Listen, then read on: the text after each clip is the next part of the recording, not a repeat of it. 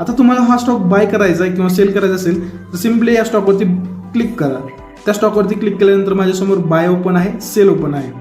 पण जेव्हा मी बायवरती दाबतो तर तेव्हा माझ्यासमोर एक असा इंटरफेस ओपन येतो. तर मित्रांनो, घाबरायचं काहीच कारण नाही.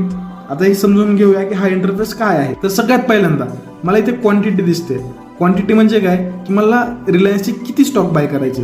त्याच्यानंतर मला दिसतंय की प्राइस म्हणजे मी हा रिलायन्सचा स्टॉक किती रुपयाला बाय करणार. समजा त्याची करंट प्राइस चालू आहे 2984 रुपये. मला जर समजा तो 2980 रुपयाला बाय करायचा असेल तर मी इथे 2980 रुपये क्लिक करेन आणि मी क्वांटिटीकडे टाईप करतो 100.